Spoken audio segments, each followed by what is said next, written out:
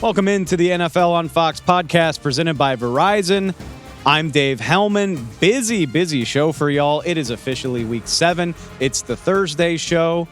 Thursday night football, the Jacksonville Jaguars heading to my hometown to take on the New Orleans Saints tonight. We will get into that. Busy couple days of news. Got some injury updates worth talking about. Got some acquisitions for some very interesting teams. Lots to talk about, but as we usually do, I want to start the show off with another edition of the Cheat Sheet with Peter Schrager, presented by Honda. My good buddy Peter Schrager joining us now. And Peter, it's a bye week heavy edition of the Cheat Sheet, which is why I think we're leading with this topic. There's 6 teams on their bye weeks, and I'm not sure you would have been able to chat with Bengals defensive coordinator Lou Anarumo if he wasn't on his bye week. It's funny how these sorts of opportunities line up. I want to get into this because I love Lou Anarumo's story. You know, it's easy to fall for the former player turned coach or the NFL legacy. So many younger hot shots in the NFL coaching these days, but Lou got it out of the mud, man. And on your podcast this week, you spoke to him about his 30-year stint in the industry leading up to this opportunity with the Cincinnati Bengals defense. You're so right on about the bye week. So I booked my own podcast guests, and I asked Lou Anarumo to come on weeks 1, 2, 3, 4, 5, 6. No, I got a game plan. It's Tuesday morning. We've got the Ravens or the Steelers. Bye week, I circle, and I'm like, all right, let's get these guys during their bye week. So Lou is a fascinating person. If you don't know who he is, he's the defensive coordinator of the Bengals, but he's not some 30-year-old hotshot. Lou's in his late 50s, and Lou has been in coaching for 30 years. But as he detailed in the interview with me, and Dave, you listened to it, he started off at Wagner College in Staten Island, then went to the U.S. Merchant Marine Academy, then was at Harvard, and then was at Purdue, and then from Purdue eventually gets an opportunity with the Miami Dolphins as a defensive backs coach when he was in his late 40s. And what he's done with the Bengals defense is spectacular. Everyone knows about Burrow and Chase, but the Bengals defense has been leading the way in all of their wins this season. And they just put the clamps on not only DK Metcalf, but Tyler Lockett and that amazing running game in Seattle against the Seahawks this past weekend. And they're 3-3, and they're where they're supposed to be. And he is such a cult of personality there in Cincinnati. He is beloved. And though the offensive guys get a lot of the headlines, I think people around the league, they know that, like, hey, at halftime, no one's better at adjustments than Lou Anarumo. And he's had answers for Patrick Mahomes. He's had answers for Josh Allen. And with a week to prepare, there's probably no better coach in all of football as far as X's and O's and the defensive schematics. Who is the Bengals opponent coming out of the bye week? Actually, now they got I believe it's the 49ers. So, okay. I was about to say, like, I feel sorry for whoever's got to face Lou with a week to prepare, but I'm sure the 49ers will have something for him as well. One thing I love that a guy like Lou Anarumo gets the publicity to do a show like yours, because again, like, going back to what I said at the top, like, it's easy to fall in love with a certain archetype of coaching candidate. I think everybody's looking for their Sean McVay. Everybody fell in love with the idea of like a Sean Payton. You want the play caller that's going to mesh with your quarterback and give you an edge. And I mean, that's still valuable. Don't get me wrong, but man, I'm glad to see Lou Anarumo getting a little bit of publicity as a guy who maybe it's not flashy, but the results in Cincinnati speak for itself. And he talked a little bit on your show about just what he's learned that makes him a valuable head coaching candidate if it comes to that. Yeah. And their defense, as all good teams, young players hit free agency, they lost guys like Von Bell, and they've lost guys, talented players that are in the defensive backfield. Jesse Bates was like a really talented guy, and the Falcons paid him a boatload, and the Bengals didn't match it. And so they've had to replace really good veterans. Eli Apple was a good player for them, and they had to replace them with young rookies and second-year guys. And I asked him straight up, I'm like, is that the challenge? He goes, that's what you get out of bed for. That's what you love. Like, that's what coaching is. And to your point, first off, he's a defensive coach, right? Which is not in vogue and is not a hot thing. Everyone wants the young offensive coach. Second thing, he's in his late 50s, so he's not the 30-year-old type of guy. He's not the Fourth thing, he's not an ex-player, so you don't get the D'Amico Ryans, Mike Vrabel feel of like, okay, this guy actually did it in the trenches. And with the emphasis on young, innovative things, you don't think of a guy who's been in football for 40 years, and yet you talk to these players and you hear things in the local Cincinnati market, like Zach Taylor's the head coach, but Lou, he's got his boys ready to go, and he talked about his love for these guys. And I thought one of the key things was he mentioned I asked him about it last year, if you recall, after the championship game, the late hit by Joseph Ossai leads to the field goal. Chiefs win by three. It's heartbreaking. And then in the locker room, the local NBC affiliate from Cincinnati picks up Jermaine Pratt, star linebacker, just cussing out or frustration to the young kid Ossai. And I said that could tear a lot of teams apart. I feel like it's kind of been a non-story. And he's like, well, what you didn't realize in between the start of this season and that moment was the veteran guys took Ossai underneath their wing. Pratt cried the next day and explained that that wasn't meant to be, that was just frustration. They were emotional, and like that's brought the team together. A lesser coach or a lesser locker room that might have torn a team apart. And I think there's stuff in there. So he used that learning moment when he interviewed with the Arizona Cardinals last year. And he said that was kind of like a teaching moment about culture. Like, this isn't just an overnight thing. That was because we've been through so much together as a team that we were able to go through that situation. So there is an advantage to a guy with experience who's seen it all, but gosh, he's fiery too. It's not like he's just some old stick in the mud. Like, he can bring it too. My favorite thing about the Bengals is there's only 2 first-round picks on that defense, and one of them is Miles Murphy, who's just now getting his feet wet. Yeah. The other one's Dax Hill, who there were a ton of questions about safety with Jesse Bates and Von Bell leaving. And like, I mean, the fall off's not there. Like, the closest thing to a superstar is Trey Hendrickson, who is an amazing player. Right. But even when he signed in Cincinnati out of free agency, like, people saw it as like an overpay. Like, oh, you pay good players great money in free agency, and Lou Anarumo's just got that pass rush doing its thing. Like, and it is not a star-studded group at all, but just a super sound, super fun group to watch. Like that, I've said it. I've already said it on this show, but the way, like, it felt like Seattle had the ball in the red zone for the entire second half. I know. They could not get in. And gosh, was DK Metcalf frustrated with Cam Taylor-Britt? Like, that was just fun to watch, like a veteran be frustrated with a young guy. And you mentioned their defensive line. Again, this seems like we're doing Bengals.com. It's an important, this team went to the AFC Championship game last year. They went to the Super Bowl last year. Like, it is the national story, and this is a defense that we don't talk about. We talk about the 49ers, the Cowboys, talk about the Eagles defensive line and how scary Jalen Carter is.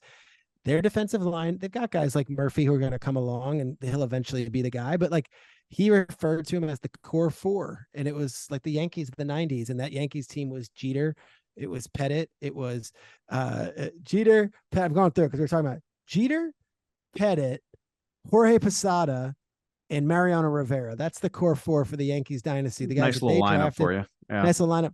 And he compared BJ Hill, DJ Reader, Trey Hendrickson, and Sam Hubbard to them. And you're like, all right, those guys are not the Yankees of the early 2000s. However, those guys have been there since the come up, and since the team was an afterthought and a joke. Trey Hendrickson was the first big signing. Hubbard was one of the first big draft picks. And gosh, there's perhaps no better front 4. And Lewis takes a lot of pride in what they've done and what they've built. All right. It's a lot of airtime for a team that is on a bye, but I do not care. I think the Bengals are absolutely an interesting story. But I mean, let's give some shine to what I think is one of the hottest teams in the league that has a big game coming up. I have to do a power rankings for Fox Sports every week. It's so funny. I used to be the power rankings guy, probably 10 years ago on foxsports.com. And that has fallen to me. It is a crown that you wear, but gosh, is there a burden, because there is nothing more critical from the listeners and the viewers. And yet you're like, guys, I'm just trying my hardest. There's no right or wrong. And yet you're crushed if you put the Cowboys below the Eagles or the Eagles below the 49ers. And it's like, I'm curious, without me asking, and I know you're going to a Lions question, I could assume based on your buildup, what is your top 5 this week, Dave? So that's what I was going to get to. My top 5 is Detroit 5, Philadelphia 4, Kansas City 3, San Francisco 2, and I put Miami at 1. Miami was the only contender that had a good week. Everybody else either played an ugly game or outright lost. So the reason I was building to it is I was proud of myself for bumping Detroit into the top 5. They had a dominant game against Tampa. Not high enough. Lions fans are angry at me. It wasn't Dude, that high is enough. an insult. They will come for you. They're having their moment and you're trying to dampen it. They I'm are like, the number one team. Just ask them. I'm sitting here thinking like, man, Detroit fans have to be so happy that their team is in the top 5 of the NFL. And nope, the switch flips pretty quickly to you're not giving us enough respect. So this is all right. This is my attempt to make it right with Lions fans. This is arguably the hottest team in the NFL. They haven't lost in a month. Their only loss is in overtime. They've been dominating people. They haven't played a game that was won by fewer than 2 possessions in a month. So here we go. Lions, Ravens. Is this a statement game and a chance for them to announce themselves? Or if we're paying attention, have they already done that? It is the statement game. And I'll tell you, part of the reason is I looked at their schedule. They don't play another team with a winning record that has a winning record right now till week 17 when they play the Cowboys. So they're going to beat up on a lot of passes in the next few weeks. And if they lose this one, it's still but like, yeah, but when you had to play the Ravens, you couldn't get it done. Or when you had to play the Seahawks, who's a legitimate team, you couldn't get it done. Like, I don't know if anyone is looking at that week 1 game against the Chiefs, even though it was in Arrowhead, and saying, well, that was the best. I think everyone's takeaway, and Mike Tirico got killed for it, calling it an asterisk, but everyone's takeaway was, yeah, no, don't take anything away from the Lions. It's an incredible win on the road to start a season when they're lifting their banner, but they didn't have Kelsey and Jones. So you take that with whatever you want. They lose to the Seahawks at home, and now they're dominating teams. And what they did to Tampa was legit. They came in there with 7 starters injured, and they showed up, and they did not flinch. Into Baltimore, Ravens, hard place to win, weather, outdoors, win this game. There is a very easy path to not only winning the NFC North, but potentially a 1 or 2 seed, because the other teams are going to beat up on each other. But if you lose this game, even if you get that 1 or 2 seed, come playoffs, I don't think anyone's going to say, "Ooh, the mighty Lions." They actually lost when they won a big matchup against the Ravens back in week 7. I hear what you're saying, and I think it's fair to a degree, but I do think there's a difference because there's a fun corollary here. Obviously the same division. The Vikings won the North last year, and every game was by the skin of their teeth. And it was a year-long debate of like, is this team actually good? And of course, they got beat in the playoffs by a not that great Giants team. But what the difference that we're seeing right now is, at least so far, when the Lions are the better team, they are smacking people down. Like, Atlanta's been feisty. They hold them without a touchdown. Tampa Bay, you and I did a whole segment about how great of a story Tampa Bay is. That game, the score might have been 20-6, but it felt way more lopsided than that if you watched it. Like, it felt like the Tampa offense didn't have a prayer. And obviously, Green Bay puts some late second half points up that makes that look more respectable than the ass kicking that it was. They've just been beating the hell out of people. And I get it. It's still not the same as playing heavyweights, but if you're going to be stuck playing bad teams, the least you can do is just beat the snot out of everybody. No. And like I mentioned, they've been undermanned too. So everyone could say, well, you look at what you got over there, and San Francisco's got, last week they lost because they didn't have McCaffrey or Debo, or Trent Williams got banged up, or hey, the Eagles, no Jalen Carter, no David Montgomery didn't play last week. Brian Branch did not play last week. Jahmyr Gibbs was down, 2 weeks ago. Like, they've had their injuries. Sam Laporta was a questionable, they've had their injuries too. So I don't think Detroit should apologize for anything. And when you're beating teams by 14 points or more in all these wins, that's saying something. Baltimore's doesn't scare me as far as like Detroit's going in to play the 85 Bears or like the 76 Steelers or anything, but Baltimore historically, and they're a 4-2 team, like that's a game.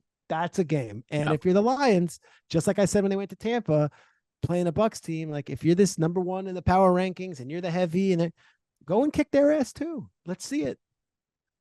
I do. And Tampa is it's at least somewhat of a statement win for me, just because it got flexed and Tampa was on top of their division. But to your point, Baltimore is different for me in the sense that the vast majority of that roster has been in these moments. It's second nature to the Ravens to be in the playoffs, to be in a Sunday night war type of game against Cincinnati. And all due respect to the Lions, this is why I thought I was being a good person putting them in the top 5. They are not used to this level of the spotlight. Are you basing that on who's playing the best football right now? Or are you doing what I do? Because I don't have them number 1 either. And my thing was, I can't take the Chiefs or the Eagles or the 49ers off the perch because of one loss. But maybe that's not fair. Maybe if you're looking at it with clear eyes, the Lions have played better than them this season. And it's the Dolphins and the Lions are the 2 best teams in football, whether you want to hear that or not. Like, that's why power rankings are so complicated. Is it power standings? Right. Is it power rankings? Or are we taking 5 years of evidence and if they were to play right now, who would I pick? Like, it's so nebulous. This is my personal philosophy, but I would rather doubt the Lions for too long than be the guy that like dropped Patrick Mahomes to like 7th in the power rankings. Like, it ain't gonna happen. I'm not gonna do it. You're right. And it's so funny too, because you look at these games, and if the 49ers 3rd round kicker makes a chippy on Sunday, the Niners are the number 1 team. They're 6-0. No one's even questioning. But because he missed that field goal and they lost, now all of a sudden it's like, well, there's a new number 1. And it's like, I'm not so sure. I still think I'll take the Niners over the Lions if they were to play on neutral field tomorrow. I'm with you. All right. Couple more things quickly. And it's another team that's on a bye, but give us a break. There's 6 teams on a bye right now. But, it's funny. I think we spent the first 2 or 3 weeks of the season agonizing about the New York Jets. Yes. And here we are at the bye with a 3-3 record. And I don't know, so often I feel like we're prisoners of the moment, and, maybe beating the Eagles glosses over some very real issues that are still there. But I can't ignore the fact that this team has played competitive, complimentary football now for 3 weeks. They didn't win all 3 games, but 3 weeks of enjoyable football is a nice little sample size. Yeah. And guess what? Their fans, they've played 3 home games in the last few weeks. And it was this amazing win against the Eagles, this tough loss to the Chiefs, and then a heartbreaker against the Patriots. And you've gotten the full range of emotion, how they're doing it. And then as they beat the Eagles, it's the number 1 rated game viewer wise the entire season. And it wasn't even like we had, the Olsen Burkhart crew, or it wasn't Nance and Romo. It was like Mark Sanchez is on the call, and it's a Jet game, but everyone was captivated because of the storylines that the Jets can bring when they're actually competitive. And I think they went from being this punchline to now this sympathetic figure. Everyone's kind of like, all right, that's a cool story. They lost Rodgers, and yet they continue to win with Zach Wilson, who's not lighting it up, but the defense was amazing. And that defense, I'm tight with Salah. I talked to him right after the game, and I'm like, God, what a performance by the defense. He's like, we had 4 cornerbacks dressing. Our top 3 corners did not dress. Elijah Vera Tucker is our best offensive lineman. He wasn't out there. Rodgers wasn't out there. So not making excuses, but just like, what a cool story that this team is just like, we just keep on rolling. And like, the Kelsey brothers do their podcast, and I just got a clip from it today, and I loved hearing Jason Kelsey. He's like, kudos to them. Like, they made second half adjustments that were really tough on our offense, and they outplayed us. The better team won. And that's so rare. You hear that when, the Eagles are such a team that can come in and just wreck shop, but Jets hung with them. And now they get a bye. They have the Giants after that. It's a win to me. And that could make them 4-3. And then after that, you got like Chargers, you got the Dolphins. Like, can the Jets hang around long enough? And then the big decision is, if they are relevant come December and they are winning, and say they're, I don't know, they say they're 8-6, or they're 7-8 or 7, and Rodgers says, I want to play, you got to go to Rodgers. And it's one of those deals where it's like, or do you let Zach Wilson finish out the string because he's doing a pretty good job, So they're hoping that that's a debate they have to have, that A, Rodgers is healthy enough to get back out there, and B, they're still relevant where Rodgers would want to come out there and still finish out the season. We do this every year, and I know why. In the offseason, we got all this time to talk about it, and you look at everything through the prism of like best case scenario.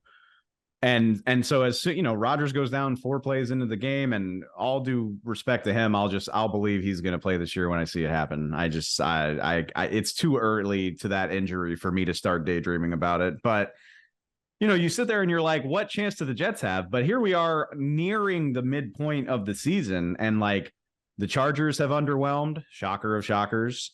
The Bengals, they look like they're back on the right track, but they're at 500. 500 team.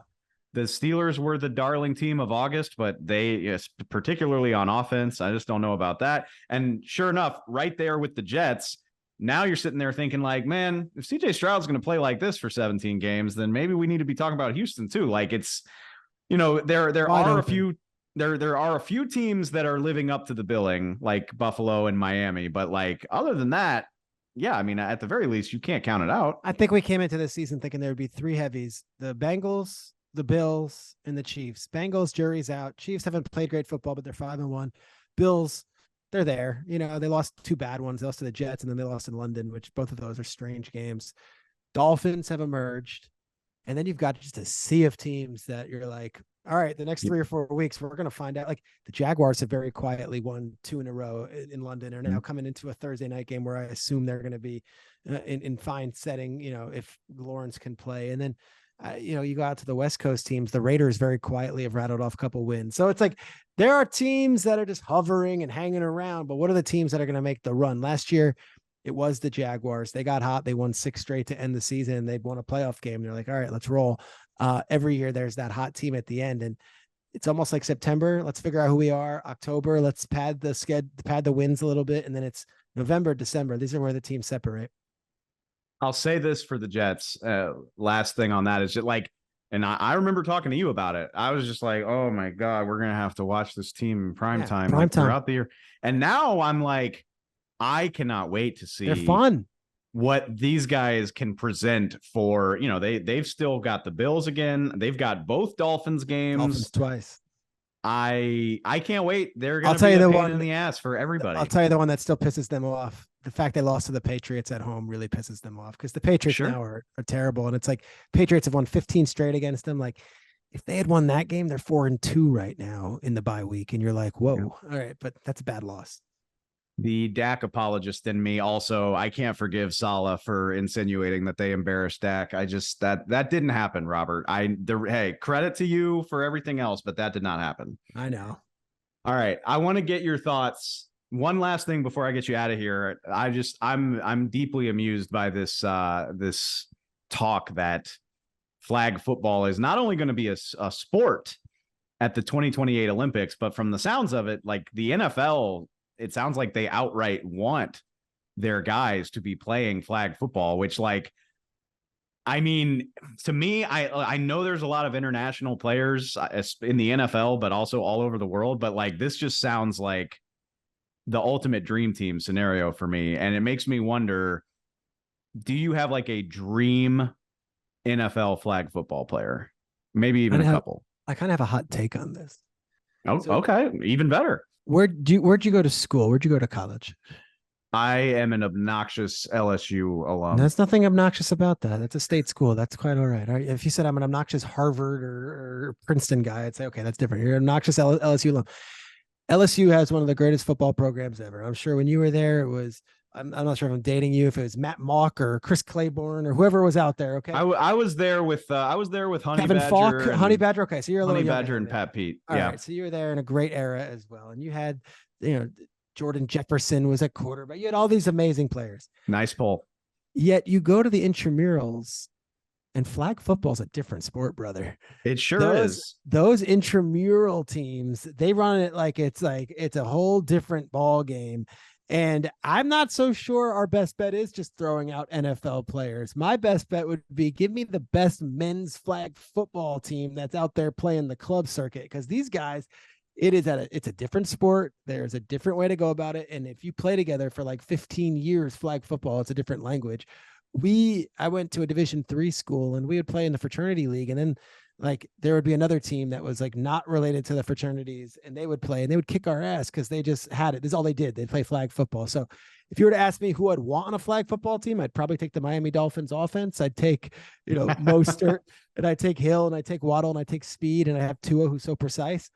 But there's a team out there probably in Grand Rapids, Iowa, or in Lake Minnetonka, Minnesota, who plays every Saturday or every Sunday as a weekend warrior. And these guys probably are so dialed in that they could probably give the NFL guys a game.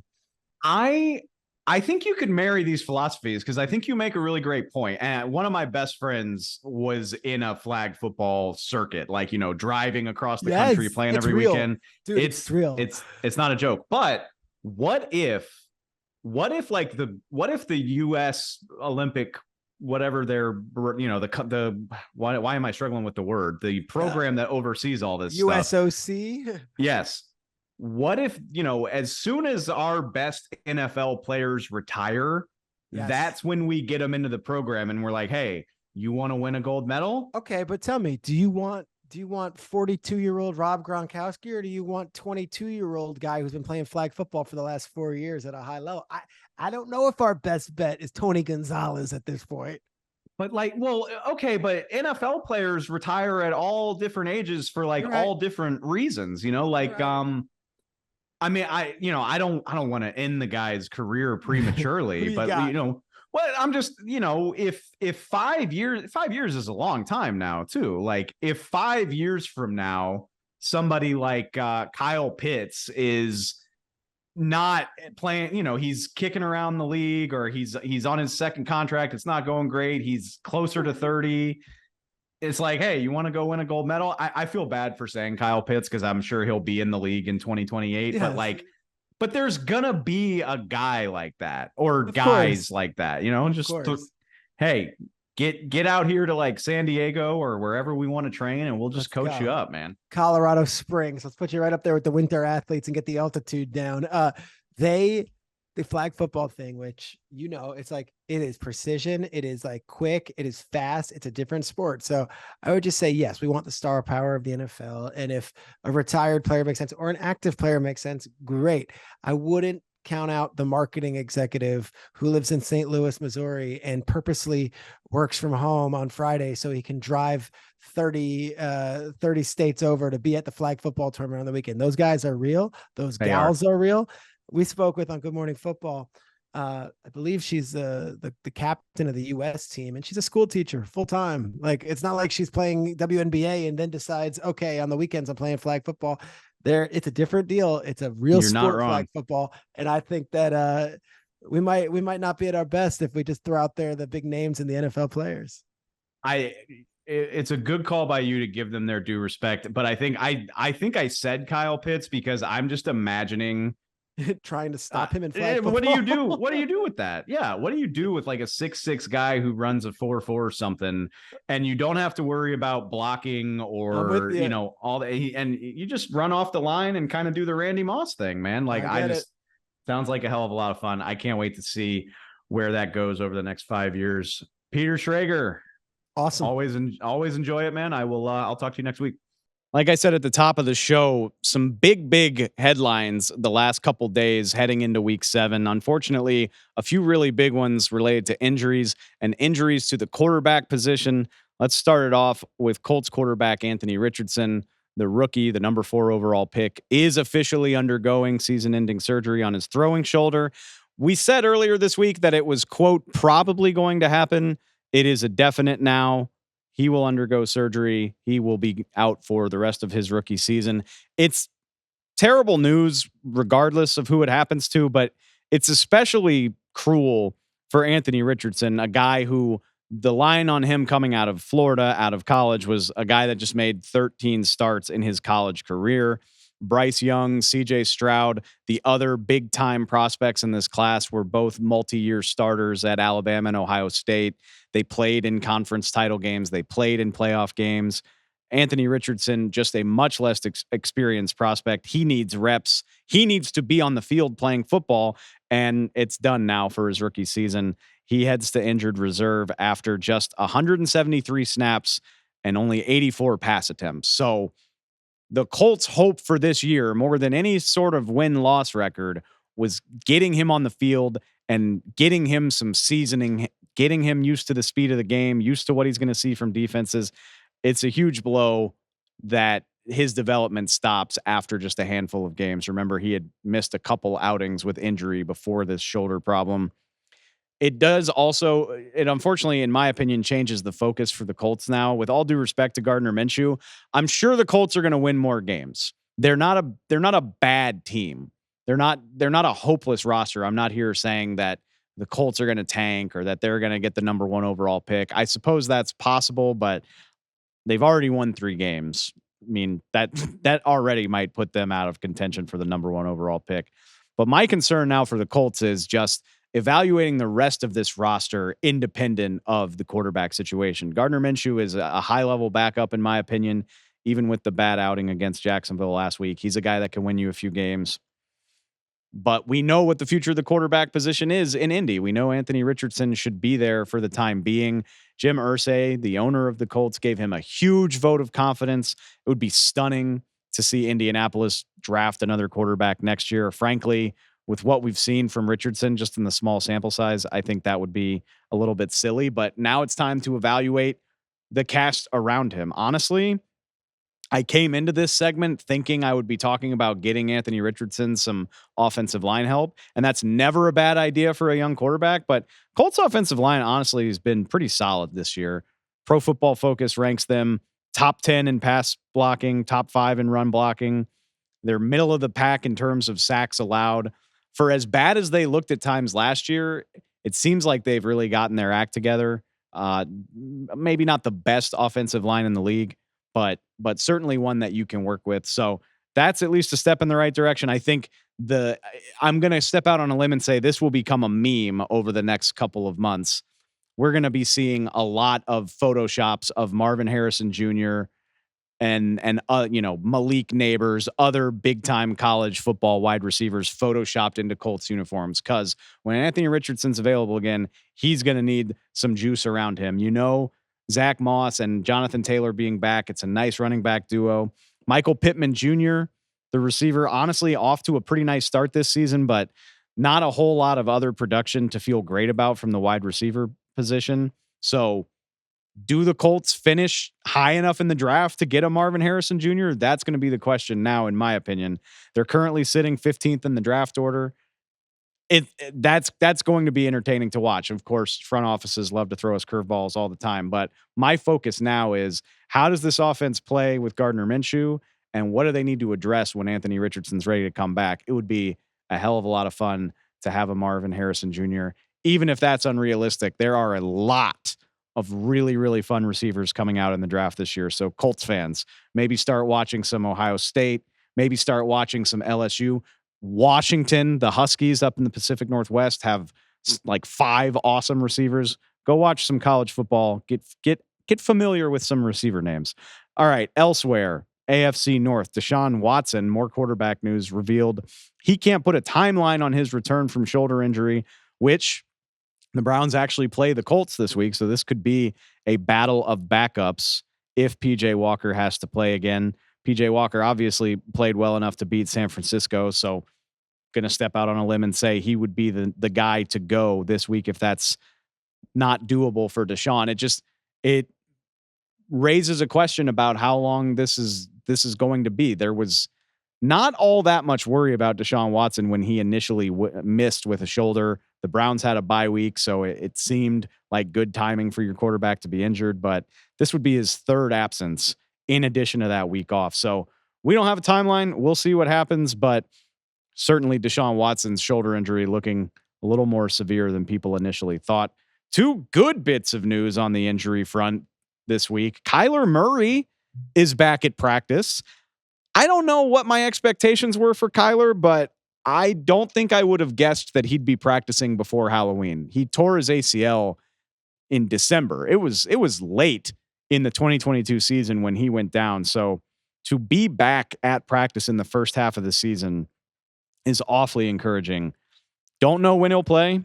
Nobody's put a specific timetable on that, but when you come back to practice, when a team activates you from the injured reserve or the physically unable to perform list, it activates a 21-day window. So he's got 3 weeks to be evaluated where he doesn't have to actually be on the roster. So if we're just doing simple math, early November feels like a realistic time that he might be able to play. Maybe November 12th against Atlanta. Just spitballing. We don't know anything for sure. But again, I would never have guessed that we would be having this conversation early in the season. And when you consider how exciting the Cardinals have looked on offense without him, Drew Petzing, the OC in Arizona, doing a phenomenal job with what I wouldn't say is an overly talented group of players. The thought of adding Kyler Murray to that is very intriguing, even for a 1-5 team. Cool to hear for Kyler. Same thing down in Miami. Jalen Ramsey is back at practice. Dude tore his meniscus at in training camp, I remember how bummed out I was. You had the duo of Xavier Howard and Jalen Ramsey. The defense is going to be just as good as the offense. We're going to put the league on notice. You hear the word torn meniscus, and the best case scenario I'm thinking is like, okay, maybe Jalen Ramsey can get a handful of games under his belt before the playoffs start, but he's back at practice, man. Again, no idea specifically when he might play, but Dolphins head coach Mike McDaniel said it's fair to say there's a chance that Ramsey can play before the bye week. Well, it's week 7 now.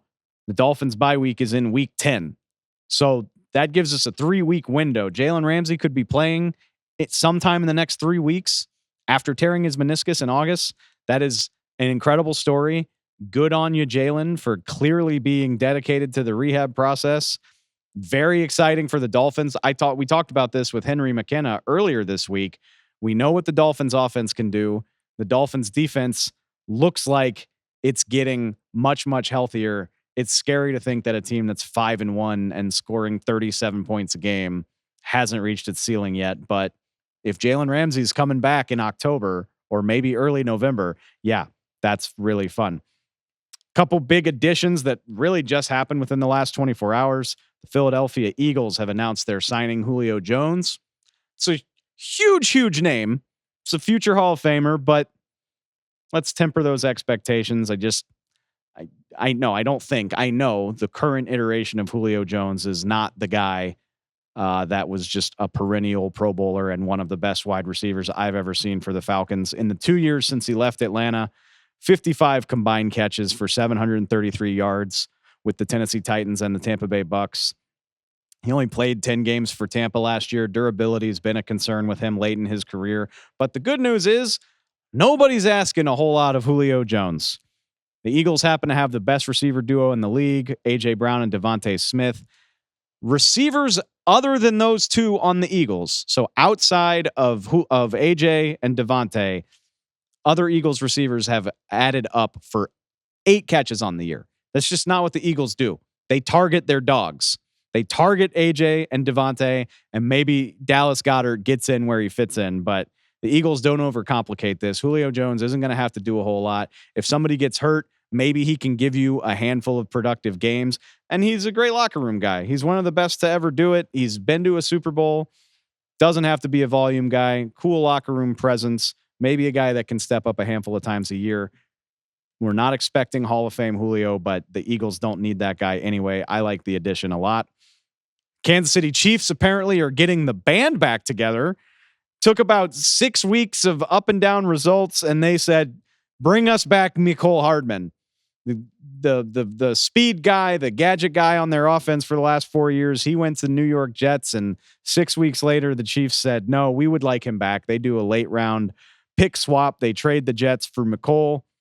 I just think it's really funny that they gave it a go with what they had, and they were like, no, we need that guy. And no offense to Mecole, but he was never the volume guy in that Kansas City offense. He's only had 50 plus catches once in his career. Again, when you're talking about Tyreek and Kelsey and last year having Juju Smith-Schuster, it was never a need for him to get a lot of targets. He would do his fast guy thing, his gadget guy thing, maybe the occasional deep shot. But hey, he knows the offense. He knows Patrick Mahomes. He knows the organization. I get it based on what we've seen from the Chiefs receivers over the first 6 weeks of the season. Maybe Patrick Mahomes just needs somebody he's on the same page with. So whatever, swap some late round picks and let's get a guy back in here that knows how to win a Super Bowl. Sounds like they might be doing the same thing on defense. Frank Clark, not officially a Kansas City Chief, but he is coming into Kansas City, a guy that's got history there. He played for the Chiefs for multiple years. He was an instrumental part of that pass rush, just released by Denver. Some things are just easy to see. As soon as Frank Clark got released, people said, I bet his plane will touch down in Kansas City pretty quickly. Sure enough, that's what's happening. Chiefs defense quietly very, very good. We talked about that last week. But outside of Chris Jones and George Karlaftis, they don't have anybody that reliably pressures the quarterback. Well, Frank Clark can do that, and I'm not going to be surprised if he is officially a Chief by the time the games kick off on Sunday. That does it for the headlines. Let's get into some Thursday night football. The Jacksonville Jaguars heading down to the Big Easy, looking for a big, easy win against the New Orleans Saints. That was really corny. I'm not sorry about it. This is totally self-serving. This is an exciting matchup for me as somebody who grew up a Saints fan. The Jags haven't beaten the Saints since 2003, which obviously they don't play a whole lot. They're cross-conference teams, but the last time the Jags beat the Saints was 2003, which was a game that became known as the River City Relay. If you've never seen it, please go YouTube it. Saints put together a 4 lateral Hail Mary on the last play of the game, a must-win game for the Saints' playoff hopes. They lateral it all the way downfield. They score a touchdown to make it 2019 Jags. All they got to do is kick the extra point to get to overtime, and they shank the extra point. It's one of the I can laugh about it now because 20 years later, I've moved on in so many different ways, but a really formative moment in my life and one of the funniest endings in NFL history. So brings back a lot of memories for me. Let's get in to the matchup itself. Obviously, the big headline, Trevor Lawrence bangs up his knee on Sunday against Indianapolis. There's always going to be uncertainty in gamesmanship with a quarterback injury. Why wouldn't there be? Trevor's listed as questionable for this game. I'm going to step out on a limb and say that the young guy is going to play with a chance to have a weekend off. You get 10 days off after a Thursday night game.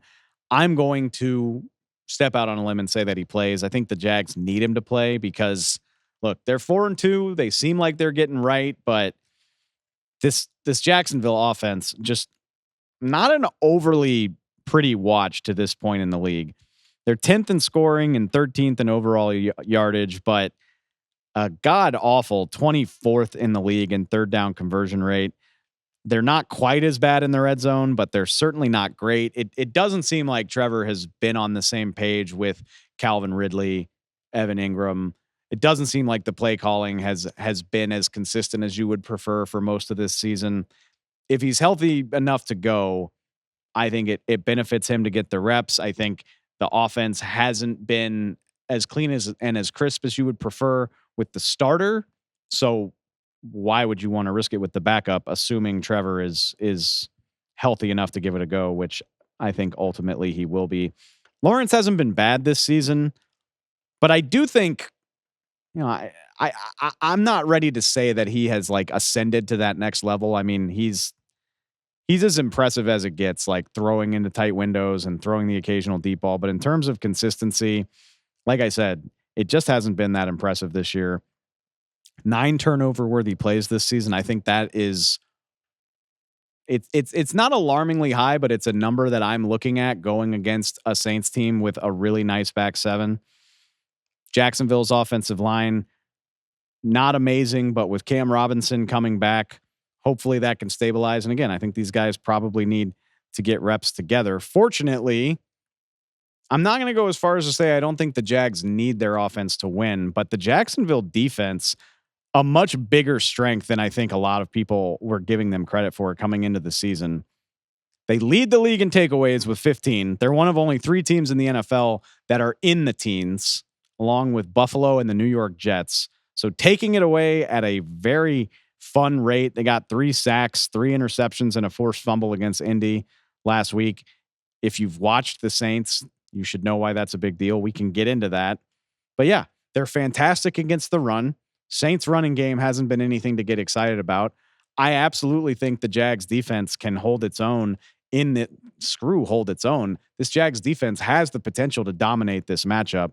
Josh Allen, not the quarterback, the edge rusher, picking a hell of a time to have the best year of his career. He's already at 7 sacks for the season. His career high is 10.5. I mean, with what the Saints are trotting out on the offensive line, and again, I'll get to that in a minute, but he's got a chance to make some serious hay on any contract negotiations he wants to have. 23 pressures this season, according to Pro Football Focus. The safety duo of Darius Williams and Andre Sisco playing phenomenally, 3 interceptions each. And oh yeah, we can't forget Foyesade Oluokun, who is quietly one of the best tacklers in the NFL. He's working on leading the league in tackles for a 3rd straight season. I don't think the average NFL fan even knows who he is, but a tackling machine in the middle of that Jacksonville defense. Now let's flip over to what I was just talking about. For starters, I think the number one thing to know about the Saints, left tackle James Hurst and right tackle Ryan Ramczyk have officially been ruled out for this game. The Saints offensive line was already a problem. It's been a problem all season, and they're now playing without their tackles. We've seen some examples of teams really rising to the occasion with injuries on the offensive line. The Houston Texans come to mind, but I don't like where this is going for the Saints at all. And outside of Josh Allen, the Jags pass rush honestly hasn't even been amazing, but that just speaks to the problems on the Saints offense and with their offensive line. I think you can sum up the Saints this way. They're the 6th best scoring defense in the NFL. They're giving up 16 points a game. They're only 3-3 because they're one of the worst scoring offenses in the NFL, 18 points a game. The Saints have held 5 of their 6 opponents to 20 points or less. But the New Orleans offense has also scored more than 20 points just once this year. They beat the Patriots 34-0 a couple weeks ago. Congratulations. It's been a struggle even getting to 17 for most of the rest of the season. They've scored 8 touchdowns in 6 games. 3 of those came in that beatdown against the Patriots. They've only scored multiple touchdowns in 2 of their 6 games. Go look at the Saints season. You'll see a lot of 16, 17, 18, 20, 13 last week. Not to let Derek Carr off the hook. I don't think Derek Carr has been amazing. I know Saints fans are furious at Pete Carmichael. He might not be embattled to the degree of Pittsburgh offensive coordinator Matt Canada, but I think it's getting there. You saw there's some cell phone video, sideline video of Carr and Carmichael yelling at each other on the sideline against Houston last week. Saints offense just looks discombobulated. Looks like receivers are running routes to the same place. Derek Carr is on a different page than his receivers are. A lot of ugly incompletions, particularly in that loss to the Texans. Their defense is going to give them a shot. Much like, I was talking about this with Peter earlier, much like Cincinnati, I just think the Saints are sound everywhere. I mean, Cameron Jordan, Tyrann Mathieu, and Marshawn Lattimore are definitely big names, but the Saints are getting good seasons from guys like Jordan Howden, Isaac Yiadom, Alontae Taylor in the back end. They've just got a nice defensive front that works really well together. Did I mention Demario Davis? I apologize if I didn't. One of the best linebackers in football. I have a feeling this will be another first to 20 or 21 points wins the game. Jacksonville's offense hasn't been phenomenal even when Trevor is healthy, and the Saints are the Saints. I don't think they're going to fix their issues this week, particularly if they can't get the running game going against Jacksonville. I've got no problem picking a 20-16 game. Give me the Jags to win it. I like more about their vibes. I like their quarterback more. I weep for Derek Carr. That's what I meant to say is not to let Derek Carr off the hook, but I don't know how many quarterbacks could really put a good game together with the offensive line play that the Saints have had so far this season. There are some. CJ Stroud did it. So look, Saints fans, I'm not trying to let Derek Carr off the hook, but the offense is a mess. I don't trust it to get right on a short week. Yes, the Saints are at home. The dome might be rocking, but give me the Jags to get the win against the New Orleans Saints. Hopefully it's an entertaining game, even if the scoreline doesn't really suggest that it will be. Before that game or any game kicks off, let's wrap the show up with the Survivor pick. I can't believe I haven't had to fake this thing yet. We are to week 7, and I am still alive in my own Survivor pool, but I got to tell you, I officially think I'm in hell. There's six teams on buys. I've already picked a few heavyweights. I'm not really feeling good about my options here. Let's go through my picks so far this season. I've taken Baltimore, the New York Giants, the Seattle Seahawks, the 49ers, the Lions, and the Dolphins. Now, particularly distressing here is that I've already taken Seattle. They go against Arizona this week. And I've also taken San Francisco. They go against Minnesota. Buffalo looking like a nice choice. In fact, that would probably be my recommendation to you. If Buffalo is available to you, don't I keep saying it. Don't overthink it. Take them against New England. But here's the thing.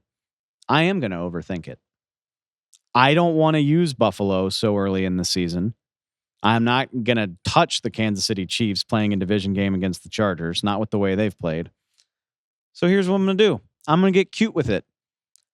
Right here in Los Angeles, the LA Rams are hosting the Pittsburgh Steelers.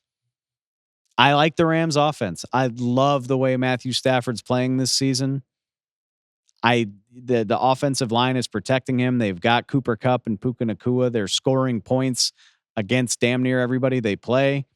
I hate the Pittsburgh Steelers offense. I think they're awful by any metric you want to use. I don't think I trust that the bye week is going to sort that out. I think Aaron Donald can make life difficult on them. The Rams are a 3-point favorite. So this is getting too cute. This is probably overthinking it, but I'm never going to shut up about it if I'm right. I like the Rams in this game.